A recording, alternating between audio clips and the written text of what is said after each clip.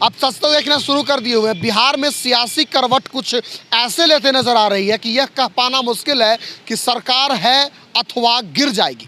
हम ऐसा इसलिए कह रहे हैं क्योंकि एनडीए से लगातार नाराज चल रहे मुकेश सहनी ने अपना स्टंट साफ कर दिया है। विधान परिषद के चुनाव को लेकर के मुकेश सहनी ने स्पष्ट कह दिया है कि अब विकासशील इंसान पार्टी अपने दम पर सभी सीटों पर चुनाव लड़ेगी।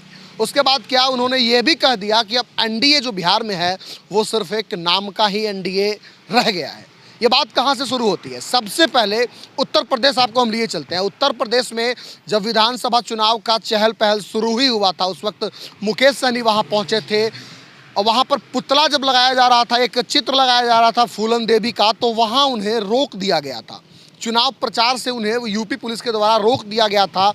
उस समय से वो एनडीए से नाराज चल रहे थे। उसका असर अब सीधा सीधी बिहार के इस राष्ट्रीय जनतांत्रिक गठबंधन में देखने के लिए मिल रहा है। कारण ये कि विधान परिषद के चुनाव में एनडीए ने जेडीयू और भाजपा को ही सिर्फ सीट दिया, यानी कि इन दोनों ने आपस में सीट का बंटवारा कर लिया। पशुपति पारस को एक सीट वैशाली लोकसभा की दी गई है, वहाँ से बाकी बचे जीतन राम मांझी और मुकेश सहनी जी को एक भी सीट नहीं दी गई थी एनडीए के द्वारा। उसके बाद मुकेश सहनी ने स्पष्ट कह दिया कि हम अपने दम पर खुद चुनाव लड़ेंगे। बात ऐसा आती है कि जब बिहार में सियासी रोटी सेकी जाए तो ये समझ पाना मुश्किल होता है कि सरकार कब किधर पलट जाएगी।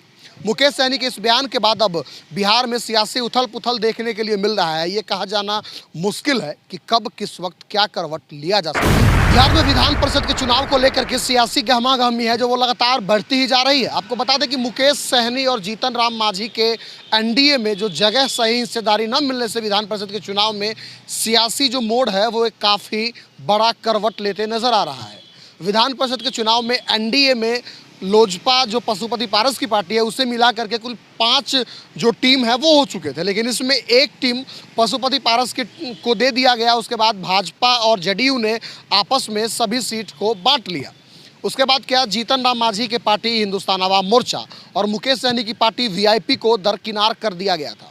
जिसके बाद मुकेश सहनी ने अपना स्टंट साफ करते हुए स्पष्ट कह दिया कि विकासशील इंसान पार्टी सभी सीटों पर अपने दम पर चुनाव लड़ेगी। बोलते बोलते ये भी कहते नजर आए कि बिहार में अब एनडीए सिर्फ नाम मात्र ही रह गई। आपको बता दें यूपी में भी विधानसभा चुनाव हो रही है, वहाँ भी एनडीए में मुकेश सहनी को शामिल नहीं किया गया था।